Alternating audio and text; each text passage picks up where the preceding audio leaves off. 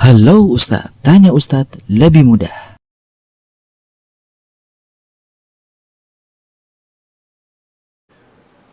Ada orang yang bergembira secara individu dengan hari kelahirannya, atau hari kesuksesannya, atau hari pernikahannya, dan lain-lainnya.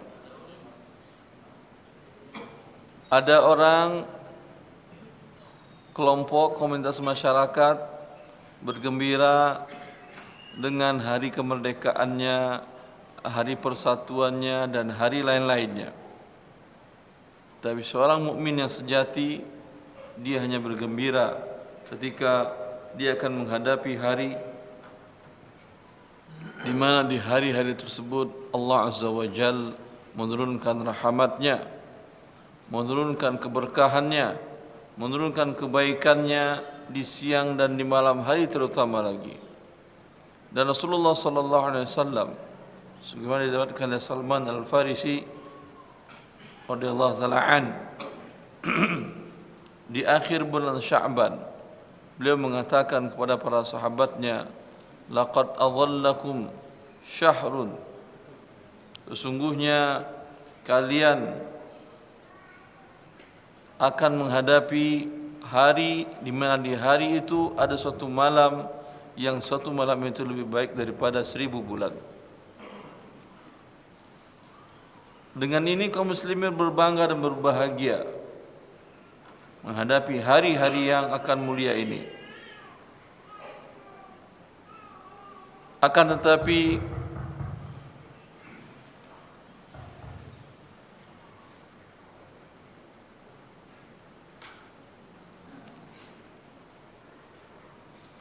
orang-orang yang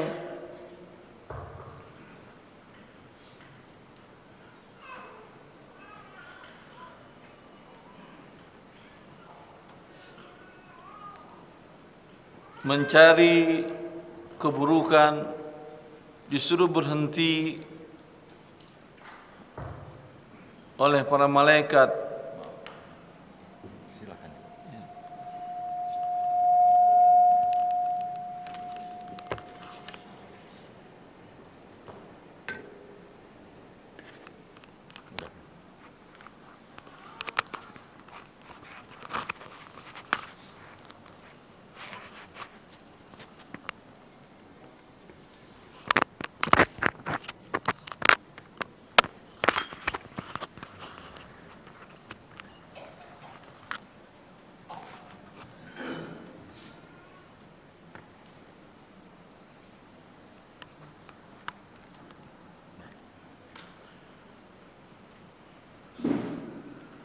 ya baghi syarri aqsir wa ya baghil khairi aqbil,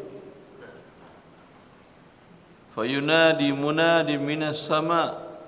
Setiap malam dan harinya ada malaikat yang selalu menyeru kepada manusia, wahai manusia pencari kebaikan, datanglah menghadap, ini saatnya waktu-waktu panen, mendapatkan rahmat dari Allah Azza wa Jalla yang banyak.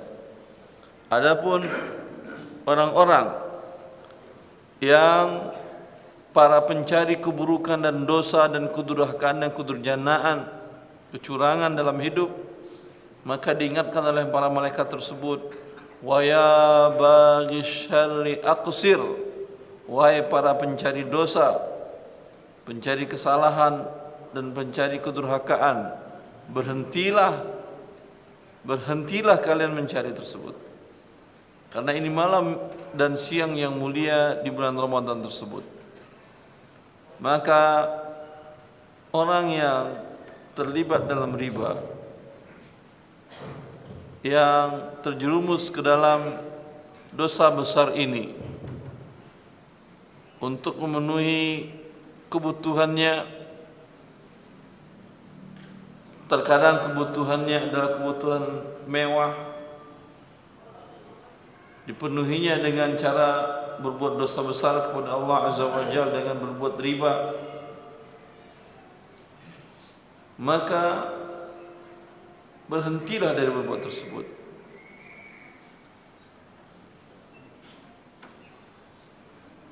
bertaubat kepada Allah Azza wa Jalla dan tinggalkan riba tersebut. Tidak ada gunanya Anda berpuasa sedangkan Anda melakukan riba setiap hari. Orang yang berpuasa yang berarti al-imsaku 'anil muftirati min tulu'il fajri ila ghaibi asy-syams. Orang berpuasa adalah orang yang menahan dirinya dari hal-hal yang membatalkan makan, minum dan hal-hal lainnya mulai dari terbit fajar sampai terbenam matahari. Si pelaku riba ini dia seharian menahan memakan makanan. Ketika saatnya datang waktu berbuka puasa, dia berbuka dengan harta yang didapatkannya dengan cara riba.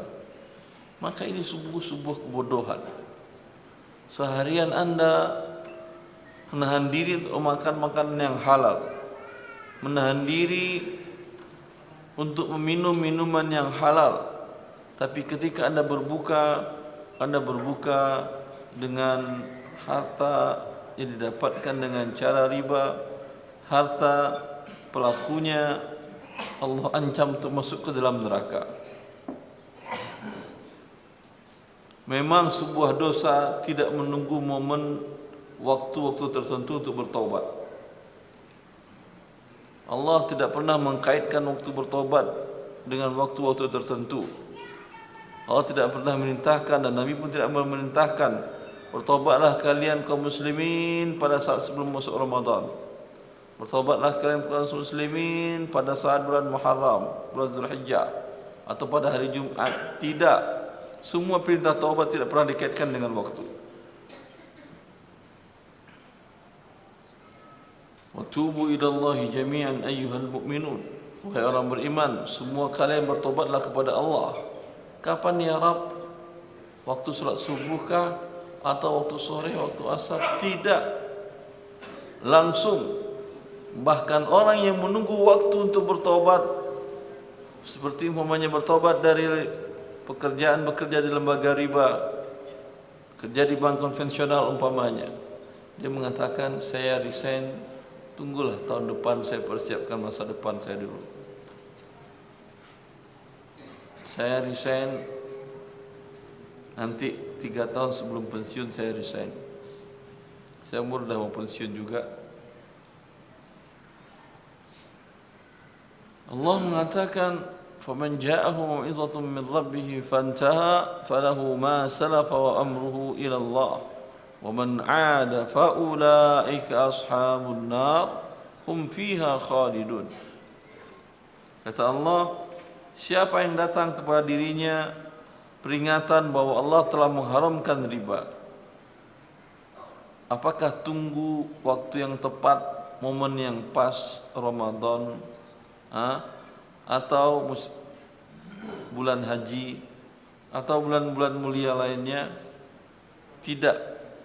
Allah langsung mengatakan fantaha. Di dalam bahasa Arab penggunaan kata fa itu menunjukkan tartib ta'qib.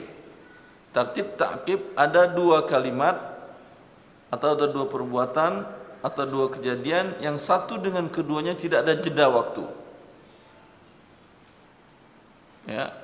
Namanya dikatakan seseorang masuk ke dalam masjid lalu fajalas, dakhalal masjidah fajalas. Seseorang masuk masjid maka dia duduk. Itu enggak diri dulu, dia enggak diri, lihat kanan kiri, jalan sini, enggak. Kalau kata fajalas langsung masuk, duduk langsung. Itu dalam bahasa Arab dan Allah menggunakan kata itu. Kata Allah, siapa yang datang kepadanya peringatan Allah mengharamkan riba, langsung berhenti saat dia tahu. Tidak nunggu besok pagi untuk datang menyampaikan keinginannya kepada atasannya. Tidak. Langsung ketika malam tahu bahwa Allah mengharamkan riba, bekerja di lembaga konvensional namanya haram, udah besok gak pernah masuk lagi selama-lamanya sampai dibawa ke liang kubur. Itu dia yang berhenti. Ya.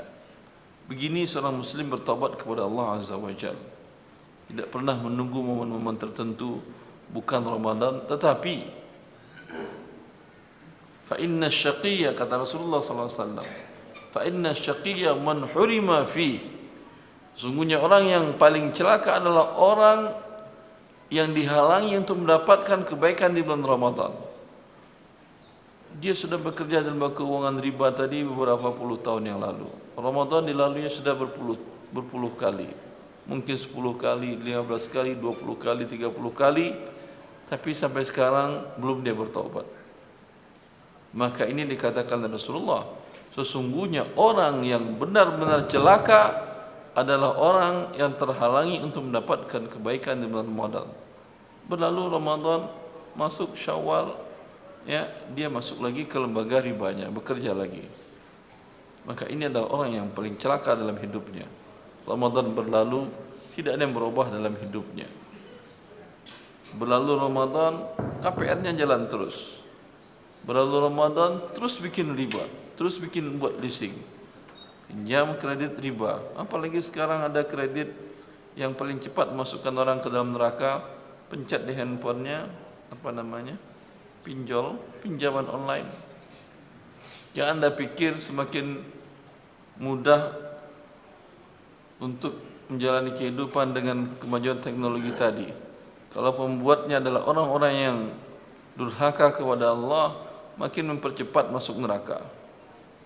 Dahulu orang untuk mendapatkan pinjaman riba butuh waktu, butuh syarat-syarat yang harus ditempuh. Terkadang mungkin dapat pinjaman riba, mungkin juga tidak. Sekarang tinggal pencet sambil tidur di atas tempat tidurnya, langsung masuk neraka. Maka tidak semua kemudahan dalam hidup berarti kebaikan dalam kehidupan kita. Kalau itu adalah dosa, sesungguhnya dia kemudahan untuk meraih kemurkaan Allah Azza wa Jalla. Berlalu Ramadan, tidak ada yang berubah dalam hidupnya dalam perbuatan riba tadi. Maka ini dikatakan Rasulullah sallallahu alaihi wasallam, fa inna syaqi man hurima fi. Sesungguhnya orang yang betul-betul celaka, yang betul-betul merugi adalah orang yang belum Ramadan tetapi terhalangi dia untuk mendapatkan kebaikan dari Allah Azza wa Jalla. Ya, ini sebagai pengantar, silahkan yang mau bertanya.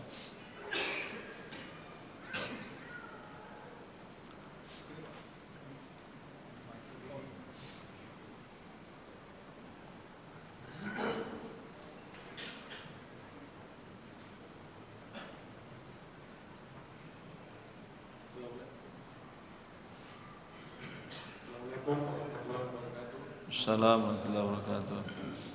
Saya Asar dari Santori. Dari mana, Pak? Santori. Begini Ustaz, saya kawan seorang pemulung. Tadinya dia bekerja sebagai gerobak. Belakangan berhasil membesar bekas pickup. Ya, enggak dengar, mending enggak pakai mic. Ya, Ustaz. Jadi kawan saya dia pemulung, tadinya pakai gerobak. Pemulung pakai gerobak. Kemudian berlalunya waktu dia makin berhasil, pekerjaannya bagus, penghasilan bertambah, akhirnya dia bisa beli mobil pickup bekas sehingga gaya angkutnya bisa lebih banyak dan lebih cepat. Tapi tetap memulung juga. Ya, sampah. Kemudian Angkat sampah, kerja sekarang atau memulung sampah. ya, pemulung sampah, sampah-sampah rumah tangga. Semuanya diambil atau dipilihnya saja? Dia ambil, ada yang dipilih, ada yang dibuang. Enggak. Kalau kerjanya ambil sampah masyarakat, naikkan, ya, kemudian nanti dipilih, kemudian dibuang, itu bagus kerjanya. Tapi kalau di tempat itu dipilih-pilih dia, sampah orang malah berserakan. Oh tidak? Enggak, semuanya diambil. Terus? Ya. Nah, kemudian karena dia sudah punya mobil, jadi gaya angkut sampahnya bisa lebih banyak dan lebih cepat.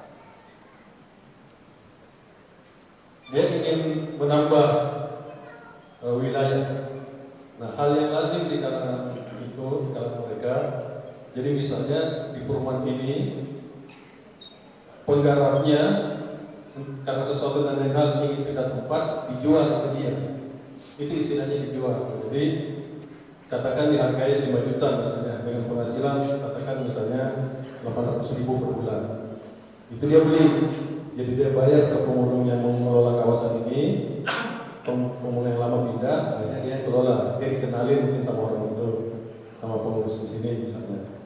Nah, pembayaran sebesar 5 juta ini mohon penjelasan Ustaz, saya akan nanya lagi selanjutnya. Jadi pertama, kalau menurut saya pribadi, ini mungkin semacam komisi atau uang terima kasih bahwa dia telah dikenalkan oleh pengurus lingkungan ini sehingga dia bisa kerja di tempat ini.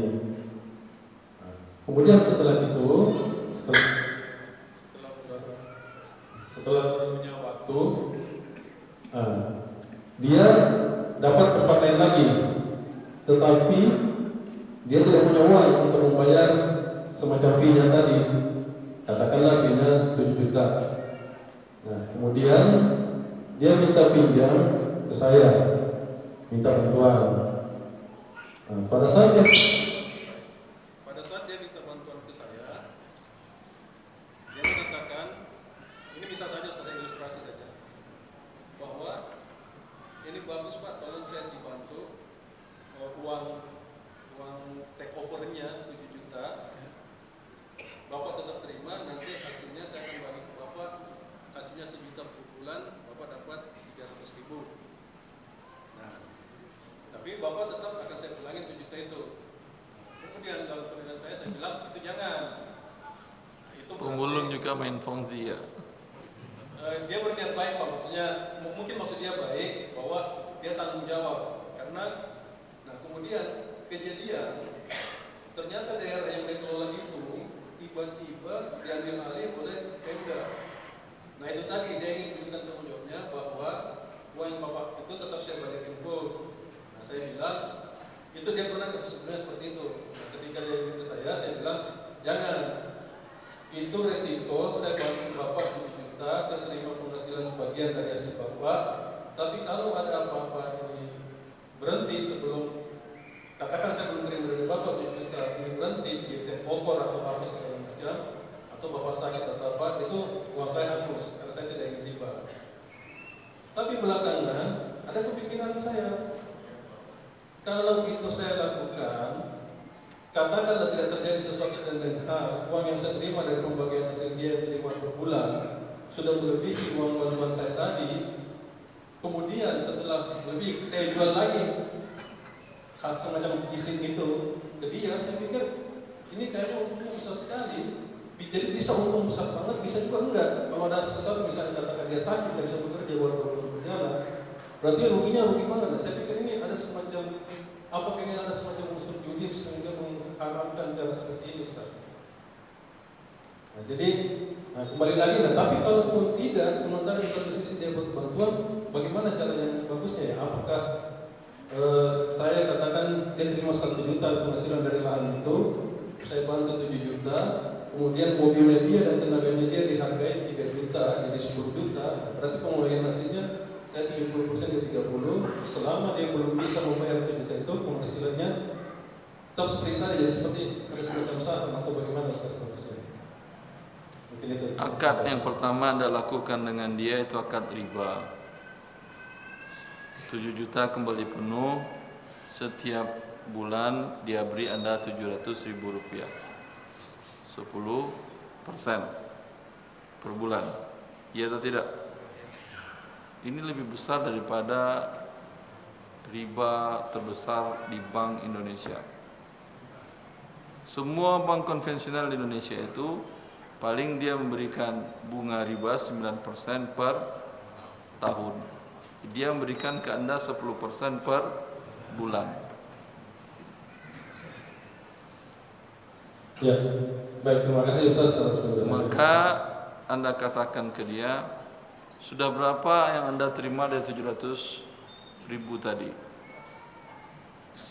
Sisa selisihnya hanya itu hak Anda. Jelas? Umpamanya sudah Anda terima 3,5 juta, berarti terima sampai 3,5 juta lagi, selesai urusan Anda dengan dia. Ya Ustaz, jadi ini baru berjalan, saya sudah terima 500 dari dia. Saya juga sudah mengatakan bahwa ini yang tadinya saya mengatakan bahwa ini pinjaman nanti bagi hasil dan sebagainya, saya bilang ini tetap butuh pinjaman saja, balikan sebesar 7 juta. Ketika sudah balik, hak izin tadi yang saya beli 7 juta, itu saya tidak bilang ke Bapak. Cuman yang ada di pemikiran saya, untuk hal yang berikut, apakah bisa ketika dia ingin menambah lahan lagi, kami bekerja sama itu atau tidak ya, tetap yang pinjaman aja? Tidak bisa. Ini barang dijual belinya apa? Tidak ada barang jual jasanya pun juga tidak ada. Lahan siapa? Pemilik dia bukan? Bukan. Milik Pemda pun tidak. Pemda pun nggak bisa menjual belikan ini. Namanya dia berjualan di pinggir dan jalan di trotoar. Ya, dia bayar ke Pemda. Si Pemda tadi pas oknum atau pihak pemerintahan, oknum pasti, karena secara aturan nggak mungkin dibolehkan berjualan di trotoar. Itu tempat jalan kaki, bukan tempat jualan. Ya, yang menerima, yang memberikan sama-sama berdosa. Lalu sekarang dia beli, dia jual lagi ke orang, bikin dosa baru lagi. Jelas. Barang persyaratan, barang dan jasa yang boleh diperjualbelikan itu adalah milik sendiri. Rasulullah mengatakan, la tabi' ma laysa indak. Jangan kau jual barang yang bukan milikmu. Ya. Jelas itu?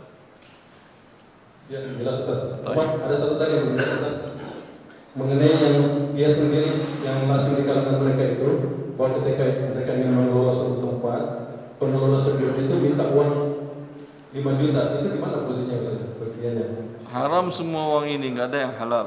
karena tidak ada barang Ustaznya. Bukan milik dia yang diperjualbelikan.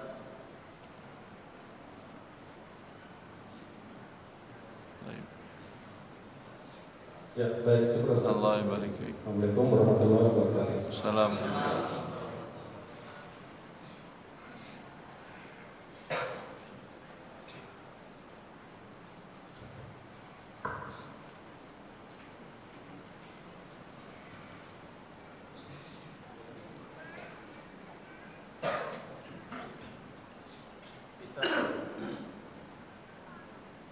Assalamualaikum warahmatullahi wabarakatuh. Assalamualaikum.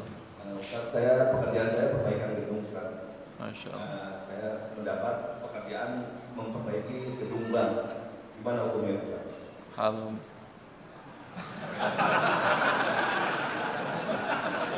Harusnya gedung bank tadi Anda hancurkan, Anda perbaiki, agar dia tidak bisa berbuat riba lagi di gedung itu.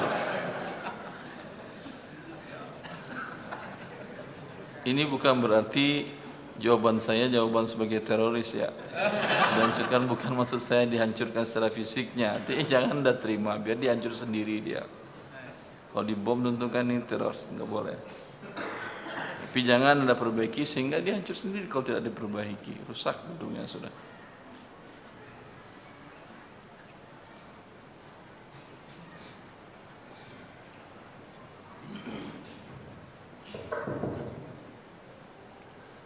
Assalamualaikum warahmatullahi wabarakatuh. Assalamualaikum warahmatullahi wabarakatuh. Pak Ustaz, nama saya Haji.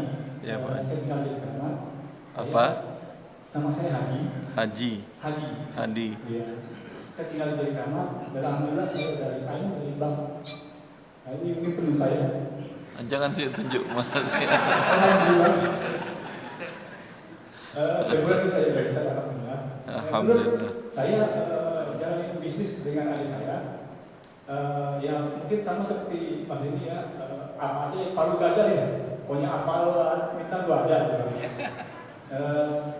Saya jalanin dengan adik saya itu IO. Apa namanya? Event organizer. IO, taib. Nah, salah satunya adalah ini ada dua pertanyaan Pak Ustaz. Yang pertama, saya dapat order dari bank, salah satu bank nasional. IO Bank. Iya, apakah saya bisa ambil atau tidak? Ya, yang kedua. Yang kedua, ini yang pertama itu, karena saya pikir gini, kalau memang katakanlah ada orang jual bakso, masa sih orang yang kerja di bank nggak boleh beli? Gitu loh. Jadi itu pertimbangan saya, tadinya mau ambil, makanya saya minta semacam fakta dari Ustadz kepada saya. IO acara apa ini? Ya kalau nggak ada dia punya apa aja, kalau saya IO apa aja di bank itu Anda terima? Seperti outing, annual dinner, mungkin dia bisa bikin ya catering atau apa, terus ada acara-acara apa lah, dia meeting atau apa, sekalian promosi, saya bisa lakukan juga. Kemudian juga bikin katakanlah cover untuk ATM, kita bisa, alhamdulillah. Dan hal seperti itu gitu loh. Dan beberapa waktu lalu kita dapat order dari salah satu bank konvensional. Jadi ya saya pakai minta fatwa dari Ustadz apakah boleh saya ambil atau tidak. Karena pertimbangan saya adalah sama seperti tadi saya contoh saya orang jual bakso, kemudian ada orang bank datang untuk membeli, masa sih nggak boleh? Nggak boleh, Anda orang bank, saya nggak boleh beli bakso saya. Kan itu pertimbangan saya. Yang kedua, saya memerlukan dana besar misalnya untuk satu event. Kemudian saya ajak teman untuk semacam bagi hasil. Nah, yang namanya bagi hasil IO itu, yang namanya kerja IO itu kan nggak setiap bulan gitu loh Pak Ustaz. Dan setiap bulan, dan pada saat katakanlah termin keberapa, kadang-kadang 2 bulan baru dibayar. Jadi saya tidak bisa dengan orang yang bagi hasil itu yang menanamkan duit di pos saya itu untuk tiap bulan kasih dividen. Jadi saya akad dengan beliau katakanlah per 2 bulan atau per setiap ada event baru bagi hasil gitu. Apakah boleh seperti itu Pak Ustaz? Cukup itu aja kan. Assalamualaikum warahmatullahi wabarakatuh. Pertama, bersyukurlah dan puji Allah Azza wa Jalla yang memberikan dan menuntun Anda dan kaum muslimin yang lain untuk meninggalkan perbuatan dosa besar tadi. Kemudian bentuk dari bersyukur kepada Allah yang telah menghidayahkan kepada kita untuk meninggalkan perbuatan dosa besar tadi, pupuk dia dengan mempelajari syariat Allah dengan baik. Ya, mempelajari syariat Allah dengan baik sehingga keimanan tadi, pertaubatan tadi, hijrah tadi selalu istiqamah. Ada beberapa kasus kaum muslimin yang keluar dari lembaga keuangan riba, ya, tapi karena setelah itu dia tidak mempelajari syariat Allah, aktivitas pencarian rezekinya selama itu juga karena dia selama ini cara berfikirnya sudah dengan cara riba, maka cara berfikirnya setelah itu juga dengan cara riba juga. Maka bagian dari bertobat belajar syariat Allah dengan baik, terutama di dalam masalah muamalat tadi. Ada mungkin bisa dengan baca buku, mungkin bisa lihat YouTube, ke pelatihan, banyak sarana yang bisa menambah keilmuan, dengan demikian membuat istiqamah di dalam mencari rezeki Allah yang halal tadi. Ya. Adapun mengenai pertanyaan pertama, bolehkah menerima tawaran jasa IO di lembaga keuangan ribawi? Karena umpamanya Anda menganalogikannya dengan orang bank beli bakso, apakah tukang baksonya harus menolak? Betul harus menolak kalau tukang bakso tahu ini orang bank. Karena uang di tangan tukang orang bank tadi tidak halal. Dibelikannya ke bakso, si tukang bakso tahu itu uang tidak halal. Diterimanya imbalan bakso, uangnya pun tidak halal di tangan dia. Sama umpamanya seorang maling atau seorang wanita berzina, pelacur, datang belanja kepada tukang bakso. Ya, si maling bilang, "Kok alhamdulillah ya, untung ya termalam mati lampu, banyak penghasilan saya bang. Ayah, bakso yang paling enak mana, yang paling mahal saya beli." Kalau dia jual, berarti pencucian uang. Dalam hukum legal pun dianggap pencucian uang ini. Si tukang bakso bisa masuk penjara ini. penadah dia. Ya atau tidak? Pencucian uang dan pencurian. Bahkan kalau koruptor yang bilang, ya sekarang kan lemah pengawasan di lembaga instansi, ya misalnya saya dapat samping kiri kanan, ya mana bakso yang paling enak, saya mau beli 5 porsi buat keluarga saya. Ya, kalau si abang ini terima dan dicek oleh KPK, harganya mungkin sampai 1 juta karena berapa porsi tadi yang paling enak, 10 porsi sampai 500.000. Masuk pencucian uang atau tidak ini? Masuk, ditangkap, dia ke penjara dia. Itu hukum legal manusia. Hukum Allah lebih mulia dari itu. Ya. Maka kalau Anda tahu, kalau tidak tahu jangan tanyakan. Tidak berarti Anda setiap orang yang datang belanja kepada Anda tidak kenal dia di mana kerjanya, Anda bilang, "Kamu kerjanya di mana?" Paham? Tapi kalau dia tahu tetangga dekatnya kerjanya di bank, tidak ada penghasilan lain yang halal, ya, dia bilang, bang ambil aja dah, nggak perlu kau bayar, bawa uang pulang, saya sedekah aja ke kamu. Kan nggak rugi, cuma 2 bakso mie dikit udah kasih gratis. Lalu sombong banget kau tukang bakso nggak mau terima uangmu tuh tidak halal.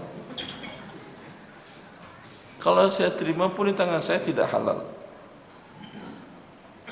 Jelas?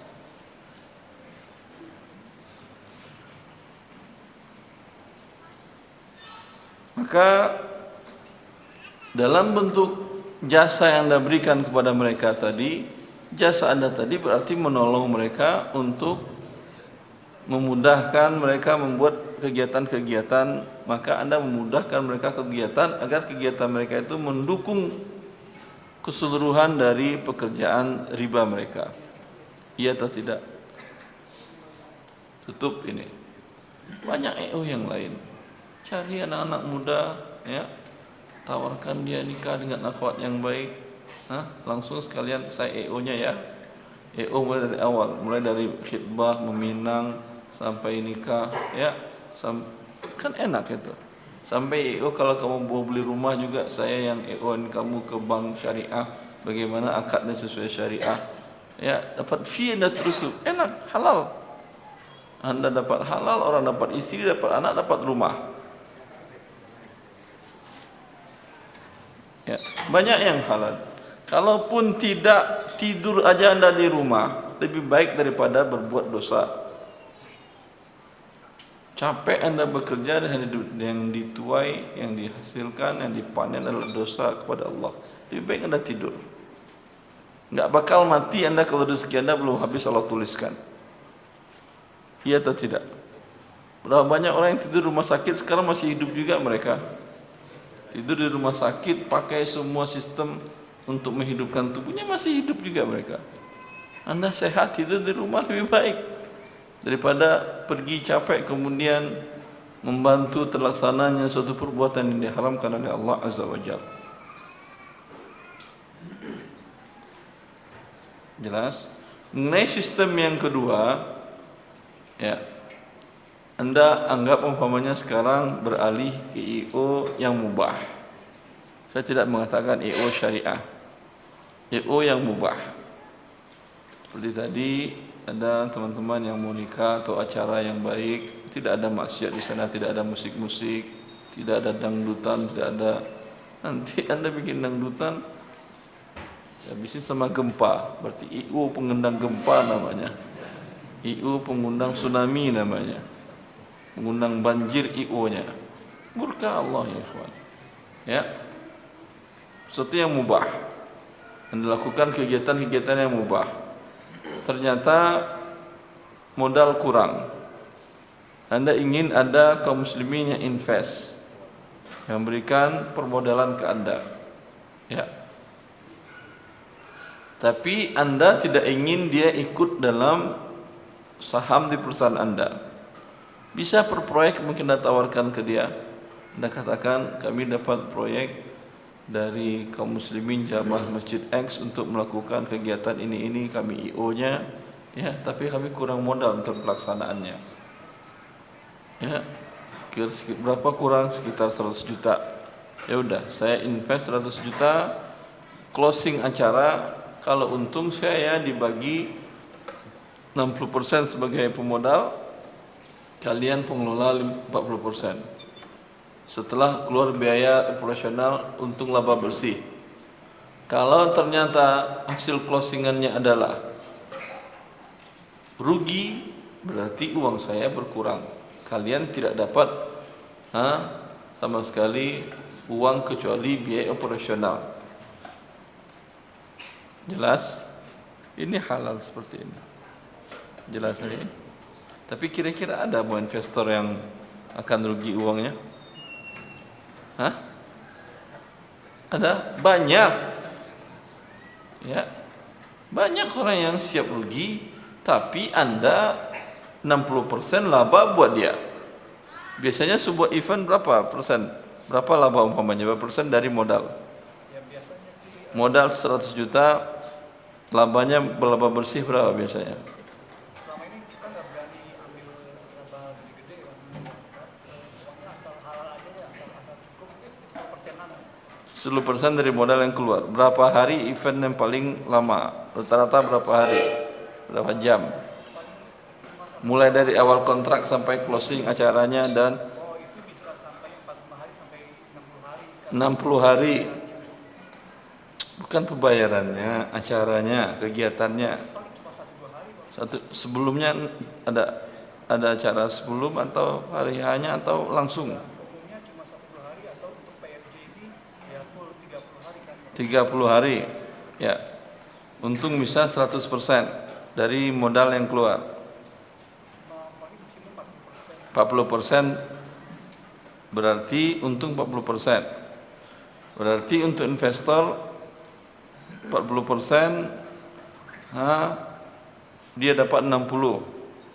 Ya kita sih 50-50 ya. 50-50 berarti 20% perkiraan dari modal. Ada bank konvensional memberikan deposito bunga 20% selama 40 hari. Enggak ada. Paham? Paham antum itu? Orang ingin bertambah, uangnya tak ingin kurang. Cara bertambah yang terbaik begini caranya. Dengan investasi yang dia real dapat keuntungannya, tapi juga real menanggung rugi. Ketika rugi harus siap rugi, ketika untung karena dapat besar. Jelas? Jangan katakan tidak ada orang mau siap rugi. Betul tidak ada mau siap rugi kalau umpamanya bagi hasilnya hanya ekuivalen atau sama dengan bunga deposito. Ngapain? Paham? Bunga deposito per tahun berapa? 7%, 9, 13, 6 6% cuma setahun. Dengan ketentuan tidak ada rugi. Lalu Anda memberikan bagi hasil juga 6% setahun dengan menanggung rugi. Kira-kira ada yang mau? Tidak ada orang yang mau. Tapi kalau Anda berikan tadi 40%, ya, 20% dari laba bersih, 20% dengan 40 hari, berarti setahunnya berapa persen itu? Setahun 365 bagi 40 berapa?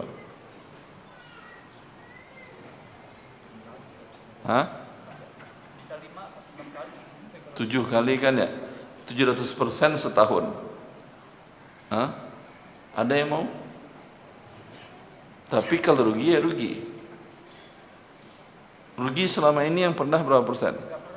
Enggak pernah, alhamdulillah. Ada yang mau untung 700% setahun? Rugi selama ini alhamdulillah enggak pernah. Ada yang mau? Kalau enggak mau enggak masalah, kan saya enggak maksa, haram memaksa orang berinvestasi. Jelas. Kalau Anda tawarkan sesuatu yang besar dengan ada kemungkinan kerugian, itu orang masih siap. Oleh karena itulah saya katakan kenapa bank-bank syariah itu tidak menarik bagi kaum muslimin dalam menginvestasikan dananya. Karena bagi hasil itu tidak real. Tidak real bagi hasilnya. hanya sekedar hampir sama dengan bunga deposito riba. Tapi kalau hasil real kan besar. Tadi bisa 700%. Ada teman-teman yang membuat perumahan, mengumpulkan dana investor di bawah lembaga keuangan mikro seperti BMT dengan modal dari sekitar 13 M, dengan konsekuensi akad kalau rugi, kalau untung dibagi berdasarkan porsi modal. Perkiraan untung 2 tahun itu 48%. Kecil untungnya dibandingin antum. 48% perkiraan bisa jadi tercapai, bisa jadi tidak, bisa jadi rugi, kan itu tadi ya. 24% per tahun berarti itu subhanallah. Banyak kaum muslimin, ada salah seorang jamaah dia bawa uang 10 miliar uang tunai. Akhi, ana mau invest karena ana dengar antum punya proyek ini dan Ustaz Erwandi masuk bagian dari pengawas di sini. Selama ini saya nggak berani berurusan dengan bank, tapi karena ini investasi halal, insya Allah saya ikut. Padahal tertera di dalam akad itu rugi akan menanggung kerugian berdasarkan porsi modal Anda. Dikumpulkan semua modalnya berapa, dihitung porsi masing-masing, dia akan menanggung kerugian sebesar porsinya. Jelas? Ya. Selanjutnya, sebelum kita lanjutkan, tolong di apa itu karena ikhwan kita masih ada yang bisa ke sini, bisa di sebelah sana juga masih banyak yang kosong. Pertanyaannya tolong yang ringkas, padat, ringkas, jangan ulas.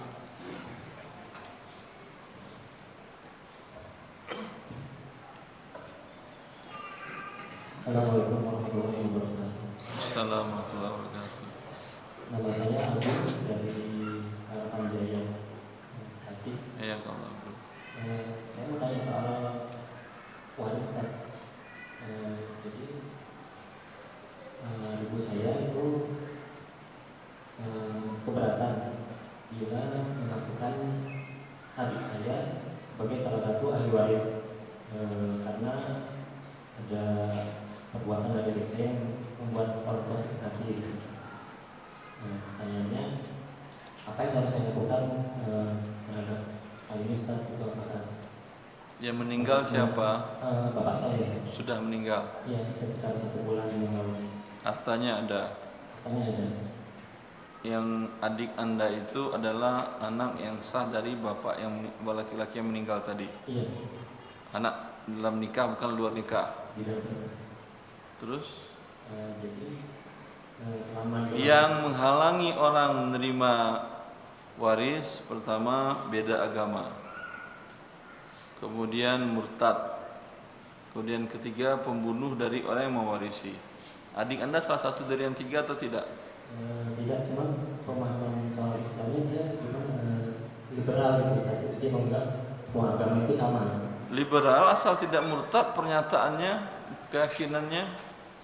Walaupun istrinya murtad itu Ustaz. Yang adik Anda yang laki-laki ini atau istrinya? Adik saya yang laki-laki. Yang murtad atau yang bukan? Yang bukan. Jadi maksudnya penasihat apa? Kalau Anda mengatakan kepada adik Anda, ya nasihati dia ya kan enak kalau kita berkeluarga dalam agama Allah, kita berkumpul dalam kebaikan di dunia dan di akhirat nanti. Ya. Dan bertobatlah kamu dari pemahaman selama ini, ikut belajar di sana dan tempat ini yang benar, pelajarannya sesuai dengan Quran dan hadis. Insya Allah ini sebentar lagi akan kita bagikan waris dari bapak. Tapi kalau kamu nggak bertobat, kemungkinan masih ragu kami yang memberikan kamu, kemungkinan kami berikan Anda mungkin karena keyakinan liberal ada yang murtad. Jadi kami dari keluarga besar itu udah menasihati adik saya gitu. secara keluarga beberapa kali, namun sepertinya tetap ada pendiriannya Ustaz. Dia murtad apa? Murtad betul tidak? Tidak Ustaz. Kalau tidak ya masih ada haknya dia. Memang Kalau dia cuma berbuat dosa besar, namanya dia tidak sholat sama sekali, itu dosa besar. Ya, ketika ditanyakan kenapa kau tidak sholat, sholat kan tidak wajib. Manusia itu hidup kan di dunia ini bebas, merdeka. Tidak ada yang masa-masa dia sholat. Coret dia dari penerima waris. Karena ini murtad ucapannya, keyakinannya. Tapi kalau dia bilang, lemes bang, kata dia, pagi saya harus bangun sebelum subuh, harus ke kantor. Kalau telat naik busnya saya malah terlambat.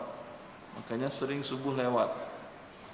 Ya, kalau sempat sampai kantor masih belum masuk waktu kerja, kadang saya sholat subuh, kadang tidak. Kalau ini ucapan dia, berarti belum murtad dia. Misalkan kalau dari ibu saya bilang untuk sementara bertahan dulu sampai dia mau berubah, itu boleh nggak Ustaz? Bagus.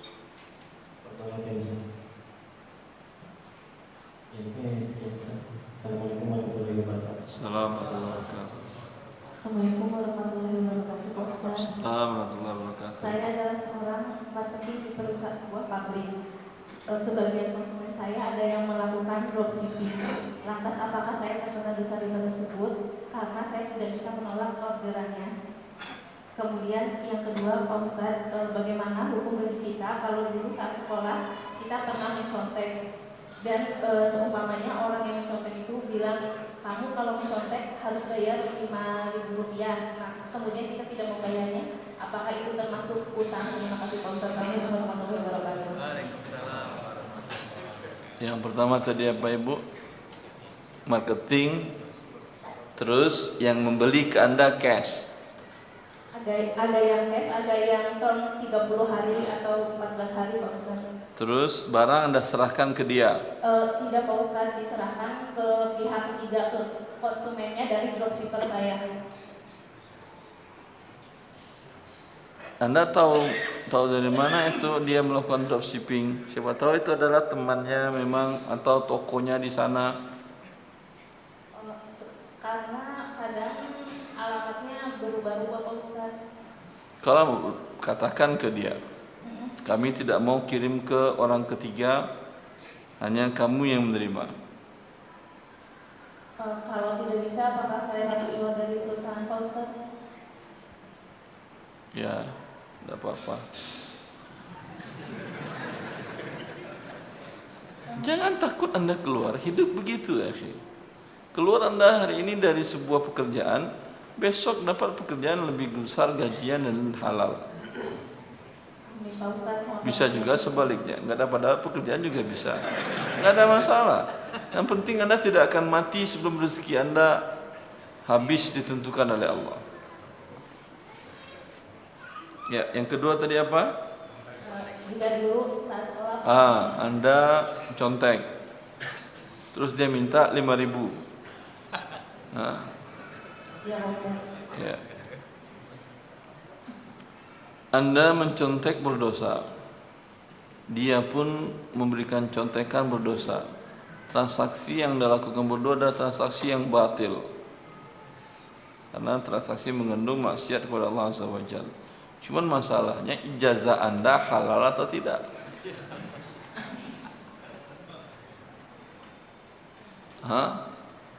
Itu contek dalam ujian nasional atau ujian harian atau bulanan atau ujian semester?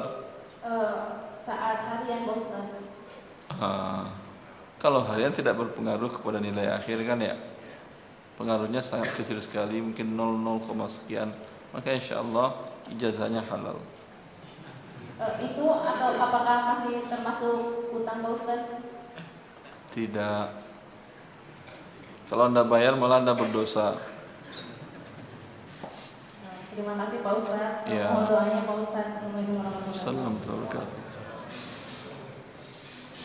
Assalamualaikum warahmatullahi wabarakatuh. Assalamualaikum warahmatullahi wabarakatuh. Pak Ustaz, saya mau tanya simpel aja. Kita tahu bahwa ada kebutuhan primer manusia seperti rumah, makanan, pakaian. Rumah, Makanan dan pakaian. Kebutuhan primer ya. ya. Nah, untuk sekunder, Rumah atau tempat tinggal? ya, rumah atau tempat tinggal Ustaz. Beda lah. Anda tinggal bisa di istana, bisa di hotel. Saya koreksi. Ah. Nah, untuk yang kebutuhan sekunder, mohon maaf, mungkin sebagian orang kendaraan ada yang perlu atau tidak. Nah, saya sebagai ibu rumah tangga mungkin kalau mau antar anak sekolah perlu kendaraan motor ya. Terus kalau hujan kepanasan punya keinginan punya mobil gitu. Nah, Sekarang ya. ada motor anti panas dan hujan. Belum tahu tuh? Ada kan ya? Yang sudah jadi kenyataan, saya sedang mencicil kendaraan Ustaz. Dengan cara Pakai leasing, sudah jalan hampir 3 tahun. Yang saya tanyakan begini Ustaz, ada orang yang kekeh gitu, saya nggak mau ribet, tapi numpang gitu. Terus gimana tuh Ustaz? Kalau katanya malu sebagian dari iman, gimana tuh ya Ustaz ya kalau numpang terus? Makasih. Gak paham saya. Bagaimana kalau numpang terus? Iya, jadi ada yang sebagian kakak nggak mau punya kendaraan, terus mau menumpang aja gitu. Jadi padahal dia sebenarnya punya pekerjaan gitu, mampu untuk mempunyai sebuah kendaraan.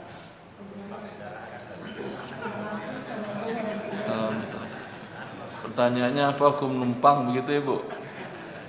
Menumpang itu kan lama-lama kan malu juga ya Ustaz ya. Nah, Pertanyaannya apa?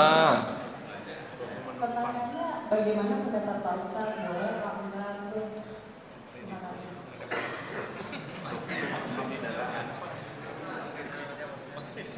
Baik. Numpang bayar. Anda numpang naik angkot bayar kan ya? Numpang naik bus bayar, ya udah selesai urusannya. Kalau numpang tidak bayar, itu bagian dari meminta-minta kepada manusia. Man sa'ala an-nasa takatsuran ya'ti yaumal qiyamati wa laysa 'ala wajhihi muz'atul laham. Siapa orang yang meminta-minta kepada manusia untuk mencari kekayaan, memperbanyak. Kalau ini dia numpang agar uangnya tidak keluar. Padahal dia ada kecukupan untuk itu, dan bahkan terkadang gaji dari perusahaannya atau dari kantornya pun ada anggaran ongkos transportasi. Dan tidak dia keluarkan agar ongkos transportasi ini masuk dalam kekayaannya tidak berkurang. Maka orang yang seperti ini datang dari kiamat dalam keadaan muka tak berdaging.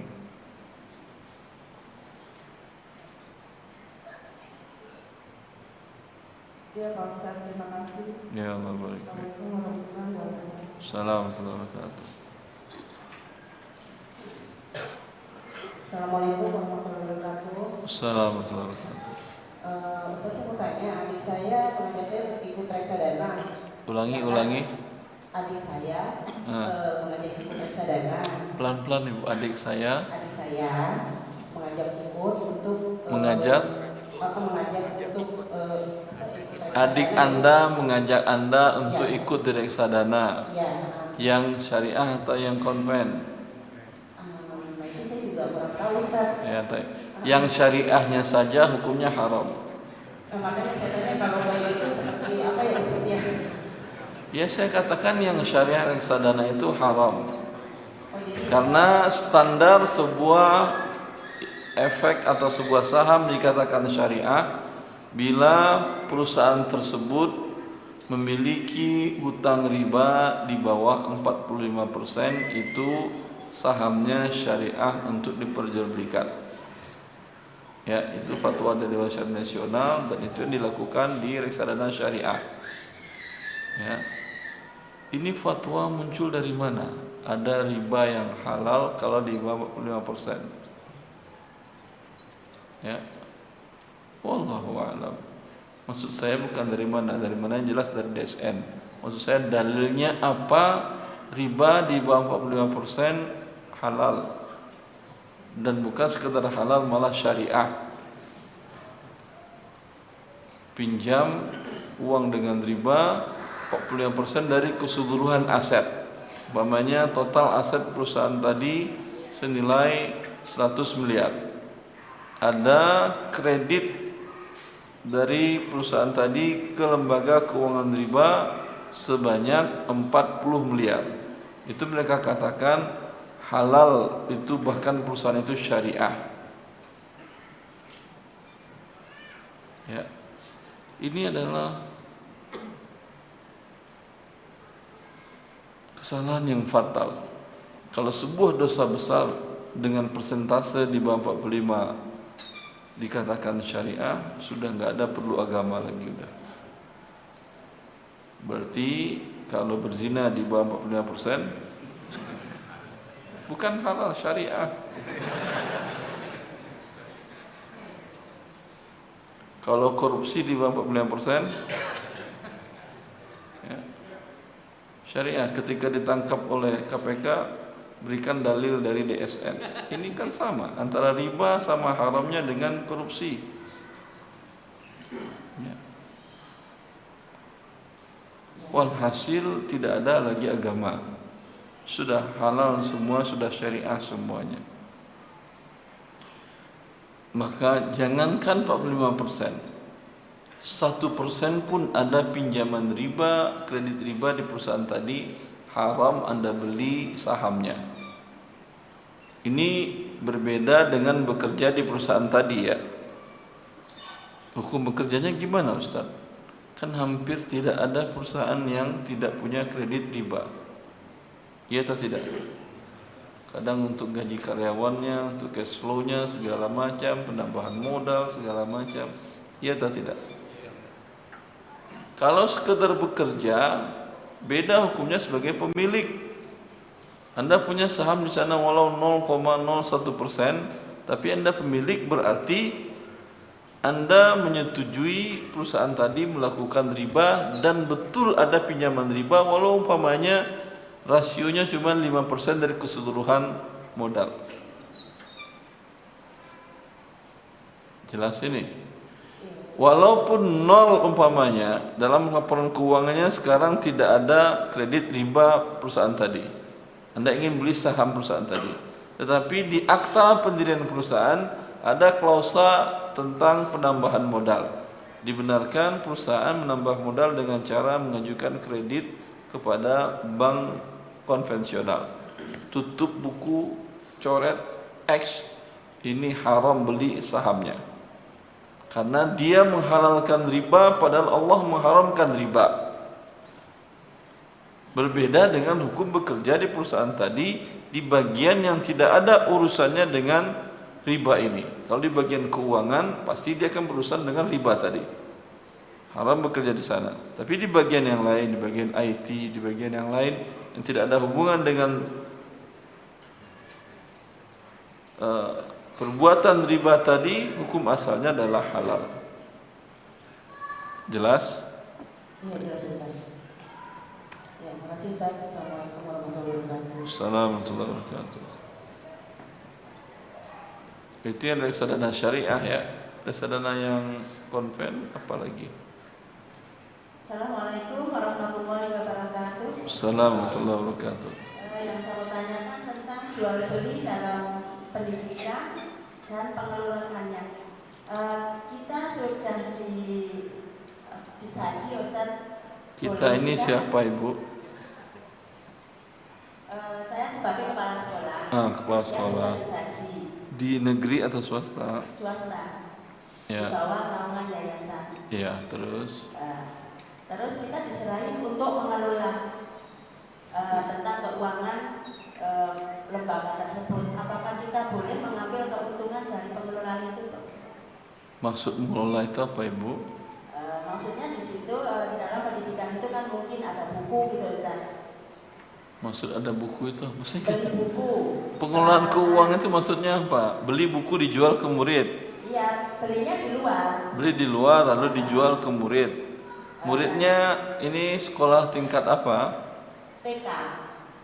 Haram berjual beli dengan anak yang belum balik. Orang tuanya Ustaz. Hah?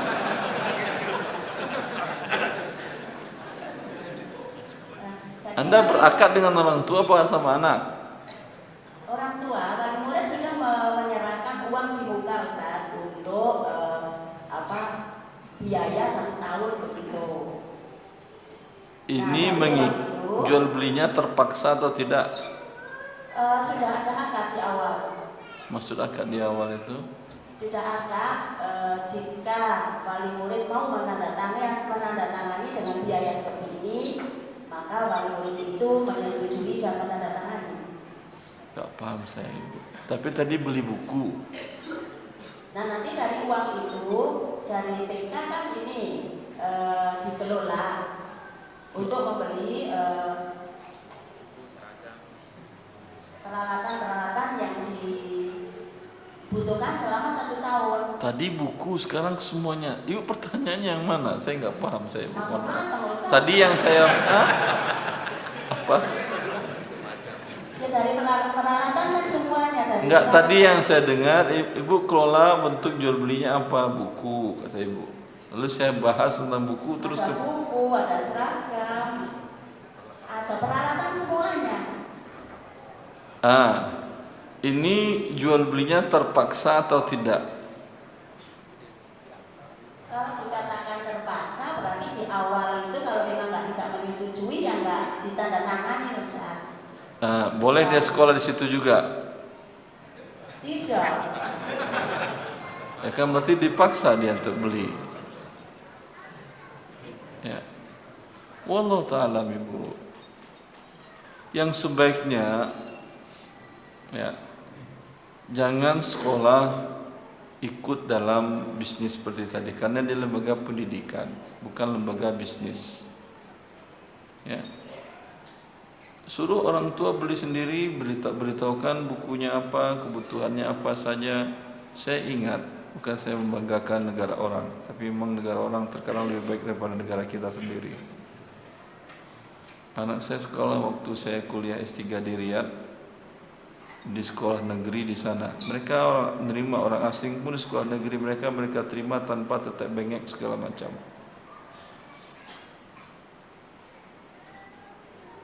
Apa yang harus disediakan oleh orang tua wali murid?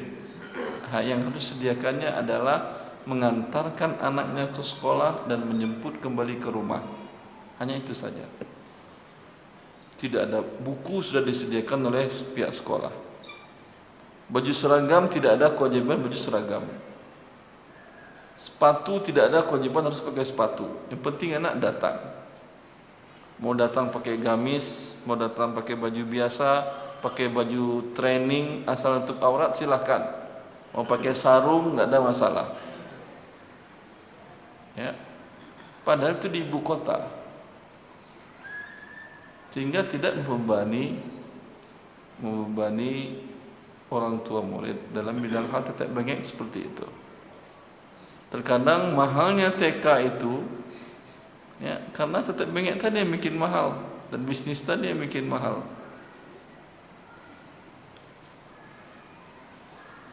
Maka ini sebuah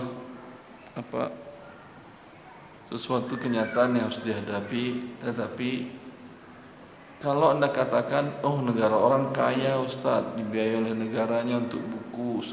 Ya kaya untuk buku iya, tapi mereka tidak mewajibkan seragam pun, mereka tidak membagikan seragam. Ini kan satu hal yang bagus.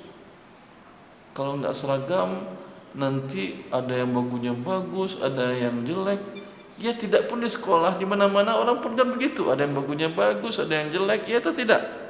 Ini di masjid ada yang bagus, ada yang saub, ada yang gamis, ada yang jelek, ada yang biasa. Tidak ada masalah. Iya atau tidak? Tapi membebani harus pakai seragam, harus seperti ini, harus ada sepatunya mereknya harus sama. Ya. Ini sesuatu yang tidak Allah wajibkan, tapi Anda wajibkan. Jelas Ibu? Menarik nggak TK anak datang dengan pakaian apa adanya? Pasti menarik, karena belum ada TK itu di. Masih ada lagi yang satu lagi. Ya apa lagi? Yaitu tentang menabung atau deposit, tapi di situ ada hasil bagi hasilnya, dan di situ ada hadiah asuransinya. Apakah itu dibolehkan? Ini TK atau lembaga keuangan? TK bisa ada tabungan, ada hadiah, ada asuransi. Pak, terus terang begini. Jadi saya sebagai kepala sekolah dan teman-teman guru kita tabungkan untuk dana pensiun, dan di situ ada hadiah asuransinya. Jadi asuransi itu hadiah, bukan tujuan, tapi harapan. Dipotong dari gaji para guru, gitu Iya. Ibu? Dipotong gaji para guru tabungan. Iya. Berapa persen dari gajinya? Enggak, cuma sedikit kok. Berapa persen kok enggak? Jadi kita naikkan terus, itu gaji guru itu kita naikkan, tapi kita sepakat itu ditabungkan. Jadi itu adalah hak guru. Berapa persen dari keseluruhan gaji guru? Tinggal dijawab. Kalau 550, 10%. Enggak tahu. 10%. 10% dari gajinya ditabungkan untuk hari tua. Distorkan ke mana? Asuransi atau ke pihak sekolah yang mengelola? Koperasi. Ya berarti dikelola oleh pihak sekolah. Tidak.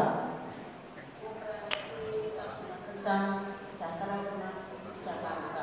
Apa? Iya. Koperasi pendidikan. Milik siapa? Negara atau bukan ini? Bukan.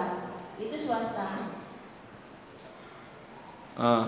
Disetor ke sana tabungan, nanti diterima berlebih atau sama atau berkurang? Ada bagi hasilnya, tapi nanti kalau sudah perjanjian. Enggak paham. Ini yang asuransinya tadi atau yang tabungan? Dua-duanya.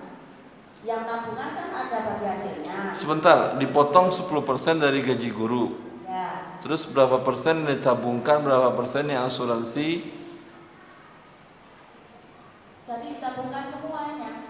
Yang 5% itu adalah bentuk tabungan. Cuma Tadi 10% dia 10% kan ya? Ya, 10% dari gaji guru diambil, dipotong. Ya. Hah? Dana pensiun. Dan seluruhnya dana pensiun ini. Insya Allah. Insya Allah dapat. Tabungan atau dana pensiun? Dua-duanya. Kalau Ibu, kalau bedanya kalau tabungan kapan dia butuh bisa dia ambil. Kalau dana pensiun nggak bakal bisa diambil kecuali sampai waktu pensiun. Bisa Ustaz, bisa diambil sewaktu-waktu. Dipotong 10%, bisa diambil sewaktu-waktu. Gitu.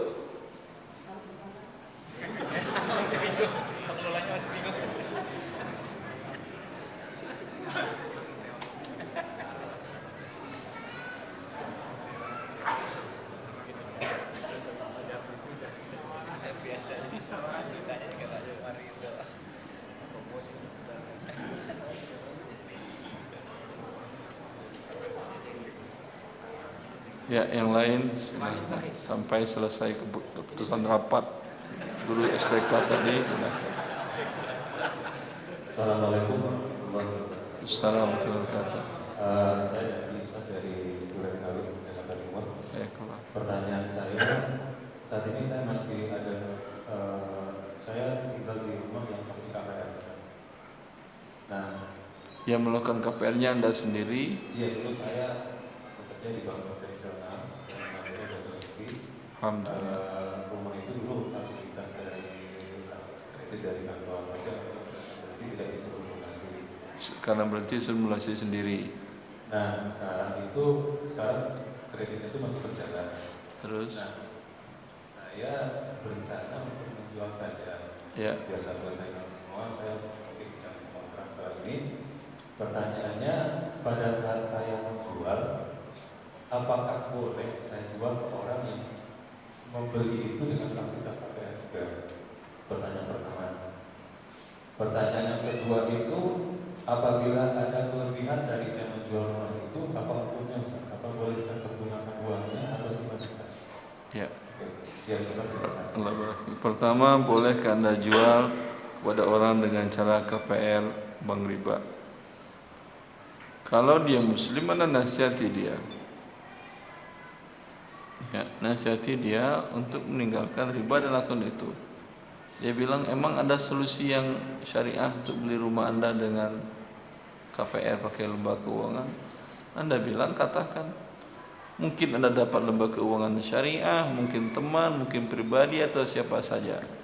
Suruh dia beli ke saya dulu, ya, cash. Kemudian dia jual ke Anda dengan cara tidak tunai atau cicilan dengan ada pertambahan keuntungan. Tergantung tenornya berapa, waktunya berapa, lamanya. Semakin lama tentu semakin mahal harganya. Jelas? Dan tidak ada klausa denda keterlambatan. Kira-kira bisa diterapkan ini? Bisa. Ke perorangan bisa. Ke lembaga keuangan syariah bisa? Belum tahu. Coba tanya, ada yang bisa, ada yang tidak. Ada beberapa bank syariah bisa seperti itu skemanya. Kalau ini kan sama dengan jual beli yang halal, tidak ada denda keterlambatannya. Jelas? Ke bank syariah pun bisa seperti ini. Ada beberapa bank syariah yang mau dengan skema seperti ini dia. Bahkan ada beberapa waktu yang lalu ada non muslim punya ruko, lalu ingin dibeli salah seorang muslim dari daerah Jakarta Selatan. Dia telepon ke saya, Ustaz bisa bantu saya Ustaz. Kenapa? Saya beli ruko di Bogor dari non muslim dengan harga cash 2 miliar. Saya mengajukan pembiayaan ke salah satu bank syariah, tapi sudah berapa waktu saya tunggu sampai sekarang belum ada kepastian disetujui atau tidak pembiayaan murabahah saya Ustaz. Bisa antum bantu Ustaz mempercepatnya di bank syariah tadi? Saya katakan, saya bisa bantu Anda dengan skema yang baru dan syar'i. Bagaimana Ustaz? Anda ke bank syariah tadi sudah dapat berapa harga jual mereka kepada Anda sampai selesai? Sudah dapat Ustaz. Berapa pertambahannya? Itu tenornya sekitar 3 tahun, pertambahannya sekitar 700 juta rupiah. Datang Anda kepada pemilik ruko tadi, yang non muslim tadi, tawarkan ke dia, saya beli ruko kamu dengan harga 2,7 M dengan cicilan selama 3 tahun. Taruh kemudian sertifikatnya semuanya di notaris. Setelah lunas baru Anda datang keduanya ke notaris, notaris balik namakan kepada Anda sebagai pembeli dengan syarat tanpa ada denda keterlambatan dalam transaksi Anda berdua tadi. Kata dia, oh iya Ustaz, ya kata dia. Dia coba, dia datangi yang non muslim tadi, dia sampaikan seperti demikian. Kira-kira mau nggak yang non muslim tadi? Mas 700 juta 3 tahun, saya nggak mau antum. Yang non muslim aja mau. Paham? Akhirnya nego dari 2,7 tadi 3 tahun, bahkan dapat potongan 150 juta. Jadinya transaksinya 2,550. Lalu dia hubungin saya, alhamdulillah betul Ustaz yang non muslim itu mau. Ya udah syariahkan Anda. Terus kata dia, alhamdulillah Ustaz, bahkan dia ngasih potongan sebanyak 150 juta. Kita bagi 2 ya Ustaz ya. Setengah saya mau kirim ke rekening antum, tolong nomor rekeningnya Ustaz. Saya katakan, saya akan kirim rekening saya dengan syarat kalau utangmu 2,55 M itu lunas. Saya kirim rekening saya. Sekarang kamu berhutang mau ngasih hadiah. Utangmu 2,5 M ngasih hadiah 75 juta. Masalah hadiah insya Allah saya tidak akan tolak, tapi dengan syarat demikian. Sampai sekarang belum menghubungi lagi. Mungkin berarti belum lunas kan ya. Kira-kira berdosa enggak dia? Kalau umpamanya sudah lunas dan belum dia bayar, tidak berdosa. Karena hibah itu mengikat kalau sudah diterima. Kalau sudah saya terima uangnya, dia tarik lagi, itu ya haram. Tapi belum dia sudah ngomong, sudah berjanji. Tapi belum dia serahkan dananya, dia cabut kembali janjinya, alhamdulillah halal. Enggak ada masalah. Jelas. Bisa Anda tawarkan skema tadi kepada orang tadi? Alhamdulillah. Assalamualaikum Ustaz. Sebentar Ibu, yang kedua tadi apa? Anda jual, ada kelebihan dari apa?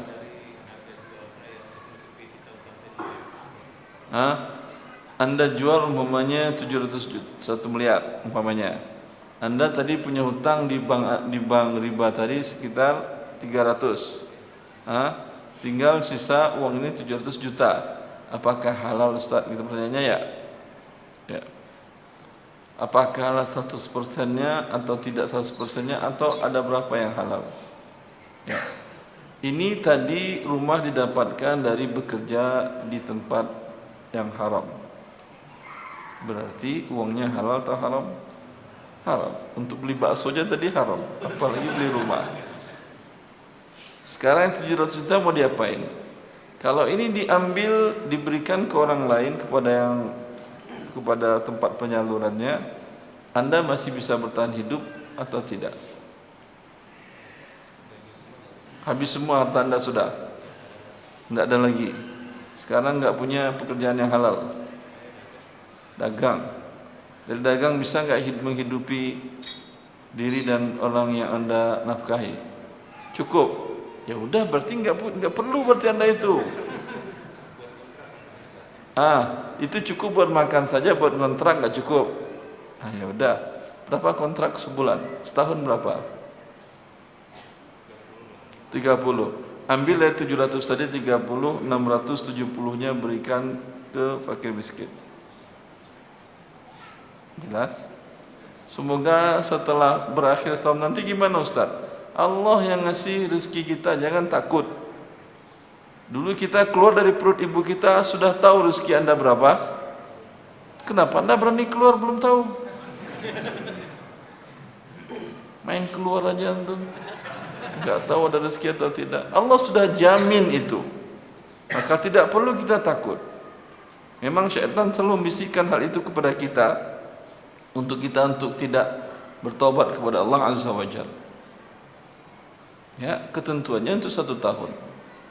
Lalu sisanya 670 diberikan kemana? Fakir miskin. Ya, lihat ada tetangga, kerabat, teman dekat atau orang yang kehidupannya miskin, susah.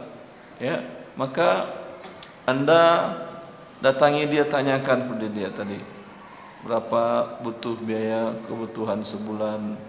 Dia hitung-hitung sekitar 10 jutaan lah kata dia. Untuk kontrakan, makan, biaya hidup, sekolah dan lain-lain anak-anak, kami sekeluarga. Pendapatan sih ada sih, tapi cuma 5 juta. 5 juta lagi kadang tutup lubang, buka lubang, tutup lubang, tutup dulu atau buka dulu. Gali dulu lubang hutang, tutup lagi kalau ada gaji, dapat pendapatan. Anda kasih dia uang 5 juta kali 12, 60 juta kasih dari 670 lagi. Tinggal berapa lagi? 610. Begitulah terus kerja Anda. Ini kerjaan baru Ustaz, capek lagi saya. Kalau Anda capek, salurkan kepada teman-teman yang punya yayasan seperti ini. Ada beberapa yayasan, Roja ada yayasan seperti itu, Solidaritas Yayasan Peduli. Yang PT saya juga bikin yayasan namanya Yurbi Shadaqah. Kami juga menerima dana riba tadi untuk disalurkan kepada kaum muslimin. Dan juga menerima dana zakat untuk disalurkan kepada mustahibin. Ya. Jelas?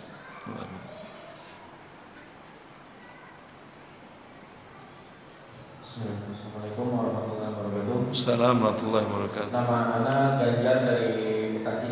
Hayakallah. Ya, mudah-mudahan Allah selalu memberikan keberkahan dan kemudahan atas segala urusan bagi Ustaz dan seluruh jamaah di sini sekalian. Allah amin, dan kaum muslimin sedunia semuanya, akhi. Insyaallah. Berdoa jangan pelit. Allah Maha luas rahmatnya. Insyaallah Ustaz. Allah barik. Pertanyaan Ana nikah sudah hampir sekitar 3 tahun dan alhamdulillah Allah. Afwan, mata Ana agak sini atau bikin. Itu Ya Ustaz, Ana nikah sudah hampir 3 tahun dan alhamdulillah Allah memberikan banyak kemudahan di sisi dunia, diantaranya istri Ana memang setelah nikah itu diberikan rumah dan mobil oleh orang tuanya, dan saat ini kami pakai bersama, alhamdulillah. Hibah kan? Ya, Ustaz. Hibah ke anaknya atau ke menantunya? Ya, hibah ke anaknya, Ustaz. Nah, berarti nantunya numpang. Betul, Ustaz. Kalau numpang, nantu tahu diri lah ya. Masya Allah. Ya, memang pertanyaan Anda memang apakah di dalam Islam seorang suami haruskah gitu memberikan tempat tinggal atas usahanya sendiri sebagai istilahnya harga dirinya gitu, Ustaz.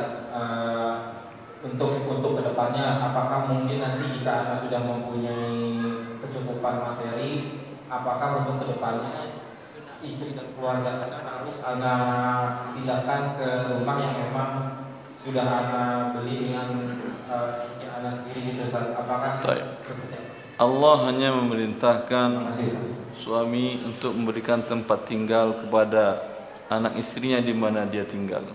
Kata Allah, askinuhunna min haitsu sakantum min wujdikum. Berikan tempat tinggal kepada istri-istri dan keluarga kalian di mana kalian tinggal. Berarti kewajiban menyediakan tempat tinggal adalah kewajiban suami. Di mana suami tinggal, di situ anak istrinya ikut tinggal. Kalau umpamanya istri berlapang hati, suami numpang di rumah dia, ya alhamdulillah. Berarti istri tentu ikut juga.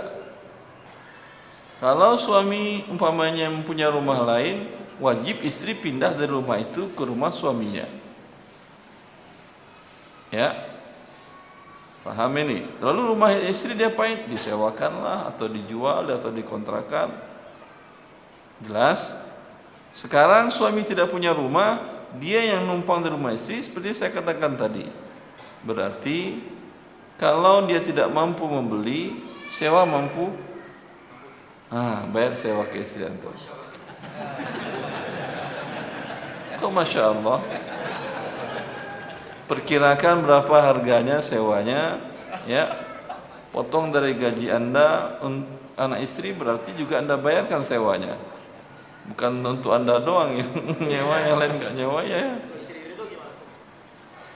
Bayar dulu, masalah redo belakangan. Lu apa-apa udah bilang redo. Sok tahu banget itu. Perkirakan setelah terima gaji, umpamanya ini sewa umpamanya 4 juta, kasih dik, ini sewa rumah 4 juta milik kamu, karena rumah milikmu.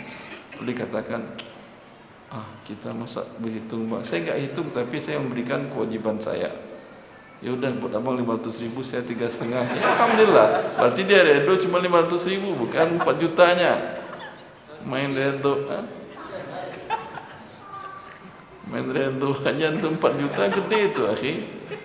Kalau 500.000 mungkin bisa redo istrinya. Ini penghargaan suami kepada istrinya, dan ini kewajiban dia. Jelas? Dan itu mungkin masih murah kan daripada Anda nyewa di rumah lain 4 juta, ini 3,5, kan kembali 500 ke Anda lagi. Iya atau tidak? Alhamdulillah. Kalau dia kasih seluruhnya ke Anda, ya berarti dia redha. Tapi tetap setiap bulan ada terima gaji, dapat hasil, bayar terus. Kata dia, masa begitu bang? Ya udah, simpan uang ini, saya berdosa kalau tidak menzolimi orang yang terdekat, menzolimi istri sendiri. Simpan dari rekening kamu, ya.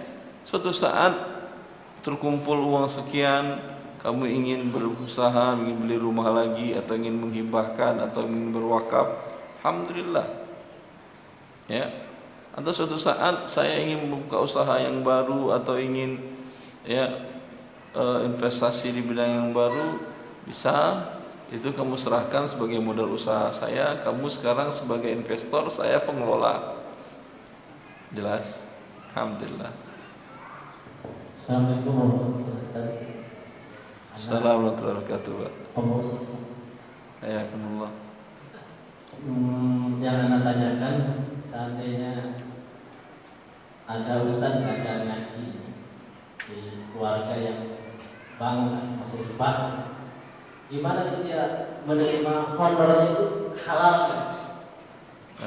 Kemudian yang kedua, apa bedanya guru ngaji dengan tukang bakso?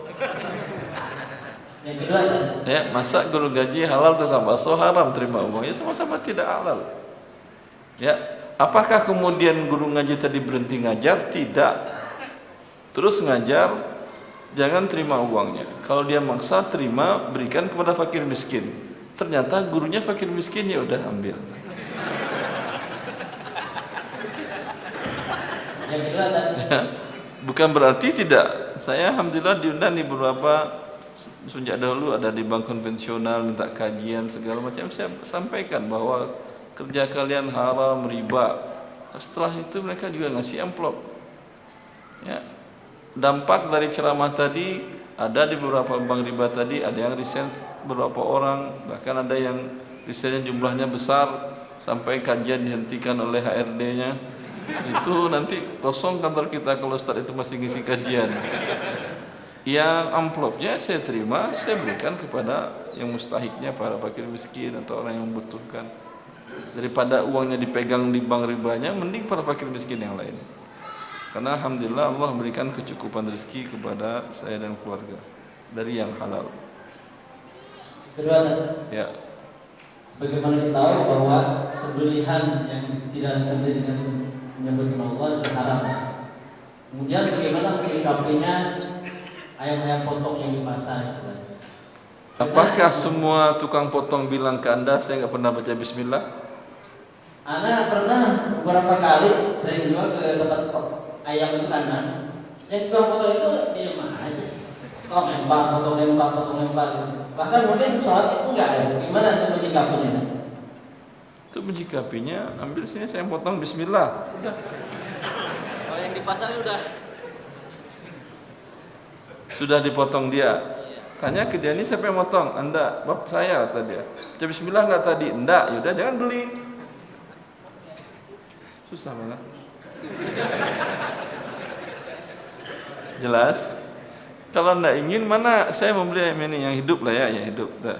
Saya baca Bismillah. Atau Anda nggak bisa motong Anda? Kalau bisa, alhamdulillah, tinggal baca Bismillah. Kalau Anda takut atau ragu atau gimana, atau ntar kena kotoran darahnya baju Anda, baju putih, Anda bilang ke dia, Mas, tolong baca Bismillah yang kencang biar saya kedengaran. Kalau enggak saya batalkan pembeliannya kalau nanti kamu enggak baca Bismillah. Berani enggak dia macam-macam? Hah? Tentu enggak berani. Ya atau tidak? Dia baca Bismillahirrahmanirrahim. Oh, enggak boleh pakai Rahman. Hanya Bismillah saja. Karena Rahman artinya pengasih penyayang. Masa dia membunuh pengasih penyayang? Maka dalam menyembelih hanya Bismillah saja, tidak pakai Ar-Rahmanir-Rahim. Bisa ini dilakukan atau tidak? Bisa dilakukan atau tidak? Alhamdulillah. Yang di pasar yang ntar di rumah makan gimana itu menyikapi? Tanya ke rumah makan, ini ayam dari mana kau beli?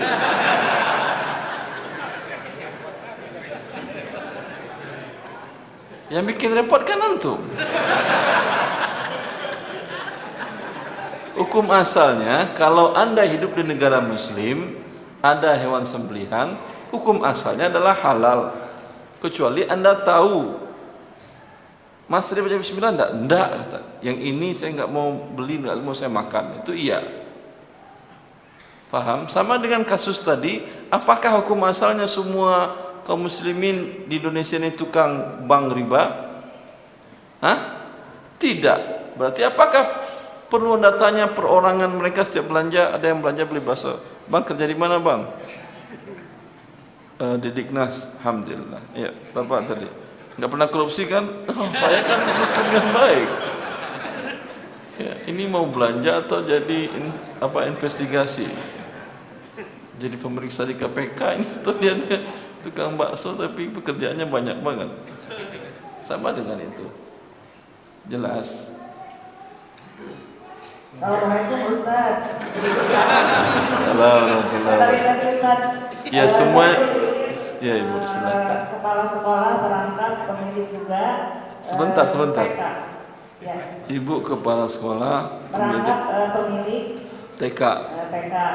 Setiap tahun kami selalu mendapatkan bantuan dari pemerintah berupa BOP. BOP ini bantuan operasional sekolah. BOP ini bantuan operasional kalau di TK sekolah. kan BOP, kalau di SD mungkin kos ya Ustaz.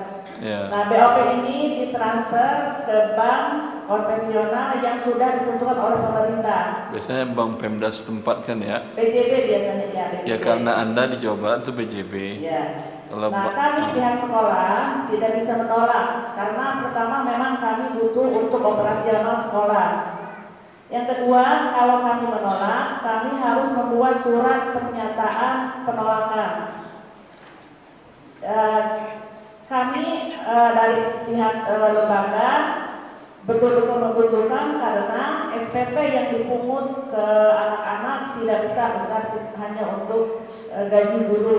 Jadi BOP yang dari pemerintah itu betul-betul dipergunakan untuk kelangsungan sekolah kami.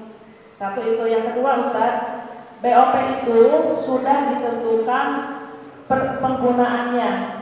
Nah sedangkan kami pihak sekolah yang lebih tahu mana yang harus didahulukan untuk digunakan, mana yang bisa dikebelakangkan.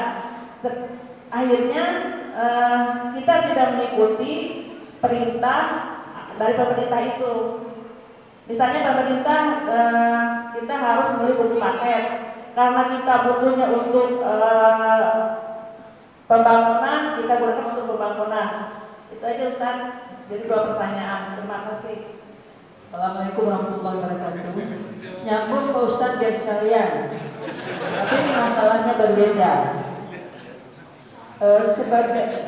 Sebagai PNS atau pensiunan PNS atau mungkin juga pegawai-pegawai lain yang menerima gajinya melalui bank. Pasti kalau bank konvensional itu adalah di situ suku bunganya. Jadi kami sebagai penerima dana tersebut yang itu memang hak kami, bagaimana kami harus bersikap Pak Ustaz. Terima kasih. Wassalamualaikum warahmatullahi wabarakatuh. Ketika diharuskan membuka rekening di bank riba dengan tujuan pembayaran gaji atau penerimaan dana untuk kemaslahatan sebuah lembaga pendidikan, ya. Kalau untuk gaji jelas darurat. Hilang hak Anda kalau Anda tidak buka rekening di bank konvensional tadi. Maka darurat hukumnya mubah. Tapi hukum darurat yang boleh tadi sekedar daruratnya. Anda bisa atau tidak meminta kepada bank tadi untuk mencoret klausa yang menyatakan bahwa pemegang rekening mendapatkan bunga. Bisa atau tidak PNS? Ada yang bisa, ada yang tidak. Kalau yang bisa, alhamdulillah lakukan, wajib Anda lakukan. Dengan demikian tidak berdosa lagi Anda karena sudah dicoret klausa tersebut. Ya, itu kalau darurat seperti gaji. Kalau menerima transaksi pembayaran, Anda menjual kepada seseorang, ya, menerima transaksi pembayaran, kan dia meminta kepada Anda untuk buka rekening di bank konven. Ini kan tidak darurat. Tidak Anda jual ke dia kan tidak akan mati Anda, tidak akan hilang harta Anda. Iya atau tidak? Kalau tidak darurat, maka tidak boleh dibuka rekening di bank konven. Karena bagaimanapun juga, walaupun tadi dicoret, Ustaz, walaupun dicoret, karena uang Anda yang ada itu akan digunakan oleh bank riba tadi untuk operasional ribawinya. Diribakan lagi dengan cara dikreditkan lagi kepada nasabah-nasabah. Ya. Itu kan uang saya sedikit, Ustaz. Jangan bilang uang saya sedikit. Bank itu, semua bank, kalau kaum muslimin di Indonesia ini semuanya Hari Senin tutup rekeningnya di bank konvensional. Hari Selasa semua bank konvensional di Indonesia menyatakan tutup. Tidak ada uang lagi mereka. Sudah rush hari Senin semuanya tarik uangnya dan tutup rekeningnya. Masih bisa bank berjalan? Tidak. Lalu kenapa dia berjalan dan membesar? Karena banyak kaum muslimin yang berbuat dosa besar, rekening ribanya di situ. Kecuali yang darurat tadi, untuk penerimaan gaji tadi. Kalau untuk penerimaan dana bantuan seperti dana BOS, kan tidak masuk darurat. Artinya tadi beliau mengatakan bisa sekolah berjalan tanpa itu. Bisa atau tidak tadi Ibu? Tapi butuh Ustaz. Bisa berjalan atau tidak? Bisa sih, cuma buat gaji guru aja. Tapi kan sekolah perlu peningkatan Ustaz. Untuk meningkatkan pendidikan guru-gurunya juga, fasilitas juga gitu. Kalau yang dikatakan darurat itu, kalau tidak terima dana itu, besok diumumkan sekolah tutup. Itu tidak darurat. Tapi kalau misalnya bisa berjalan dengan dana yang halal, seperti dana dari orang tua dalam bentuk SPP atau dana dari donatur. Anda tahu? Tidak kan ya? Anda tahu atau tidak? Tidak. Bahwa Universitas Al-Azhar berdiri pada tahun abad ke-7 Hijriah, ya, sampai sekarang masih berdiri. Itu dari mereka punya program belajar dari SD sampai S3 gratis. Apakah guru-gurunya, dosen-dosennya gratis? Tidak, berbayar, seperti bahkan gaji dosen lebih mahal daripada gaji dokter kalau di masjid di Al-Azhar tersebut. Dari mana sumber dana pembiayaannya? Dari wakaf kaum muslimin di masa-masa sebelum itu, wakaf pohon kurma di pinggiran sungai Nil.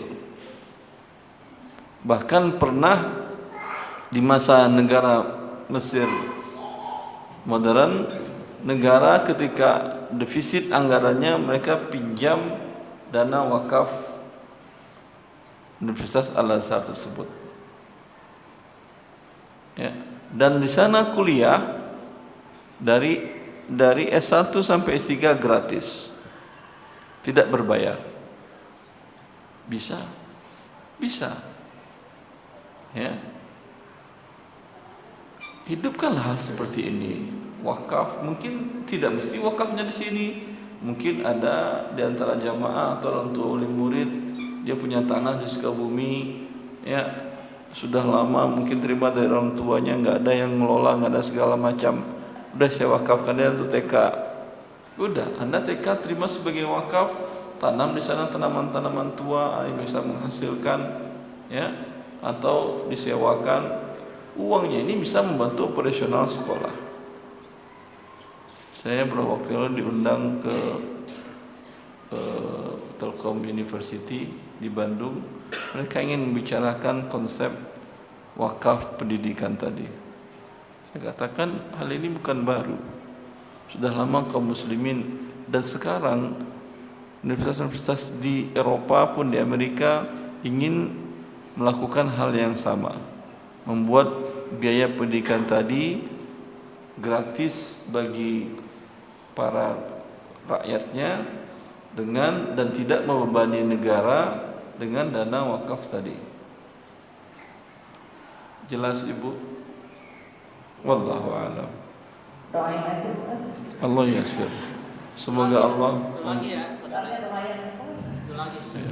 Assalamualaikum warahmatullahi wabarakatuh. Assalamualaikum. Saya dari Pondok Gede, ingin bertanya mengenai saya marketing di sebuah bisnis. Saya menjual alat pencampur solar dengan air. Saya enggak jelas suaranya. Saya marketing alat dari Jepang, jual alat dari solar Jepang dengan air. Nah, solar itu kan murni, tapi kita proses, diproduksi, jadi solar tersebut jadi bertambah jumlahnya, tapi ada campuran airnya. Tapi itu pun paten, jadi nggak akan bisa lagi dari sholat dan air itu. Afwan, ini masjid nggak boleh iklan.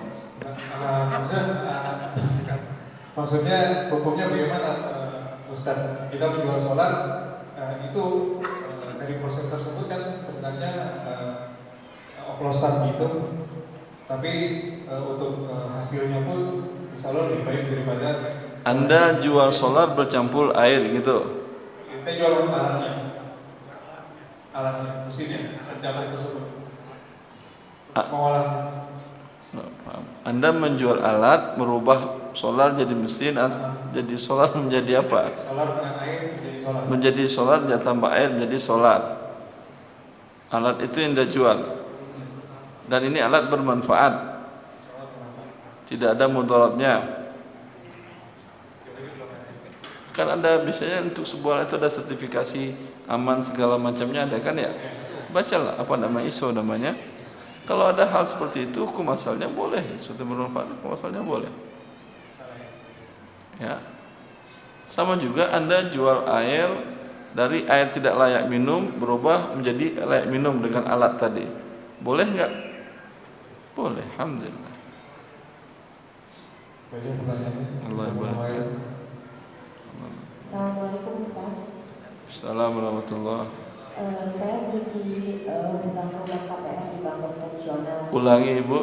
Saya memiliki hutang rumah KPR di bank konvensional. Terus? Dan berniat untuk menjual rumah tersebut. Ya.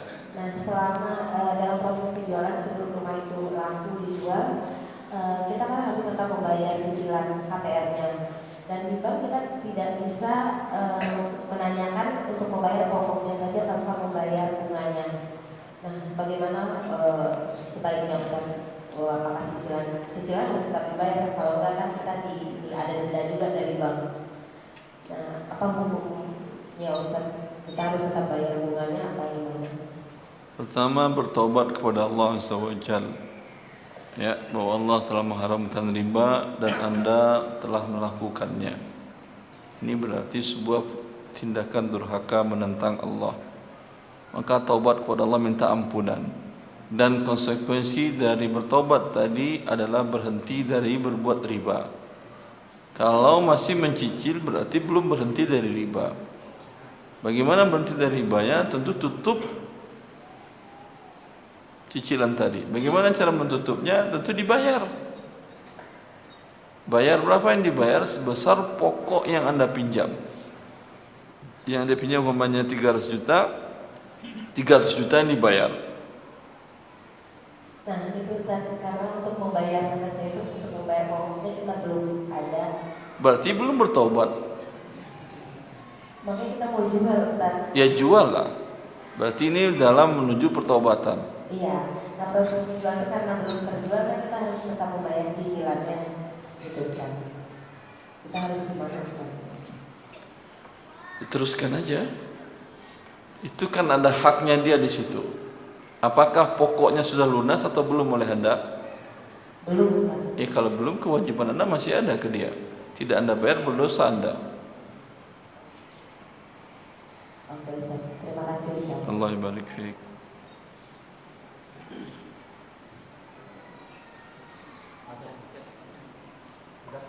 Assalamualaikum warahmatullahi wabarakatuh. Assalamualaikum. Saya Munawir dari Gunung Kopi.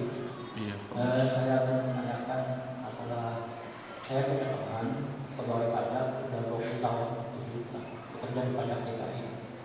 Saya memberitahukan bahwa hadis Nabi bahwa pekerja di sana itu diharapkan untuk masuk surga. Dia menjawabnya dengan menodorkan foto tersebut. Pas saya lihat ternyata dari bermasalah. Dia mengatakan bahwa dia aja mengisi tausiah tetap berpada. Itu dia mengatakan bahwa masalah ini masih dalam pembahasan lagi katanya. Terus ada mohon pencerahan dari Pak Ustaz. Assalamualaikum warahmatullahi wabarakatuh. Foto ngasih tausiah di kantor pajak berarti pajak halal. Foto saya ngasih tausiah di kantor bank riba. Apakah bank riba halal? Tidak. Dia ngasih tausiah. Kalau tausiahnya menjelaskan riba haram, keluar kalian berhenti, berpahala dia. Tapi kalau dia bilang riba bagus, ini adalah kebutuhan negara, memajukan masyarakat Indonesia, Ustaz ini sekarang berdosa besar. Apakah perbuatannya kemudian menjadi bahwa buang riba, oh Ustaz Irwandi sekarang sudah ceramah di bank riba, berarti ayo kita nabung di bank riba. Ya, tidak ya, jelas ya. Sebentar Ibu. Orang banyak beralasan begini dan begitu.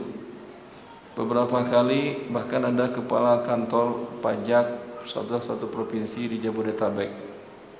Saya nggak sebut kantornya, nanti Anda bisa tebak-tebak namanya. Ya, datang menemui saya ya, dengan istrinya. Dia ingin mendapatkan kepastian bahwa apakah betul haram atau tidak. Saya sampaikan apa adanya yang saya tahu dari syariat Allah. Ya, dia kemudian siap mau resign. Dalam majelis yang sama ada bawahan kantor dia yang juga ingin diskusi dengan saya. Dia memberikan alasan Ustadz ini membolehkan, Ustadz itu membolehkan, segala macam membolehkan. Terserah Anda. Yang penting jiwa Anda tenang, bahagia dan senang bekerja di sini atau tidak. Dia diam lama. Enggak Ustaz.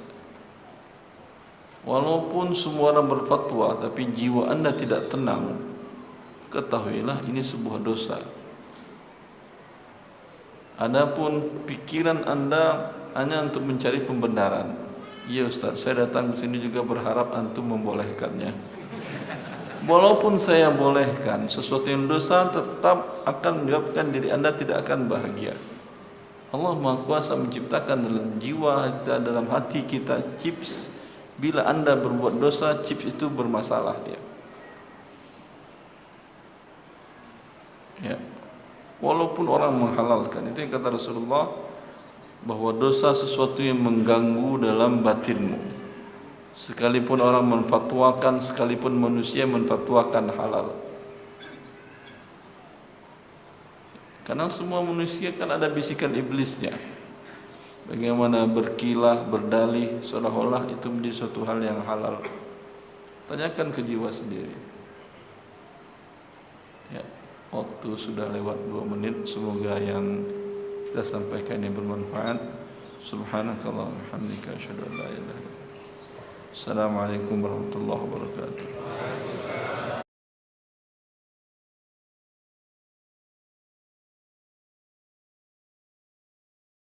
Kalau kita bertemu dengan saudara kita yang jelas kita ketahui dia muslim. Halo Ustaz, tanya Ustaz lebih mudah.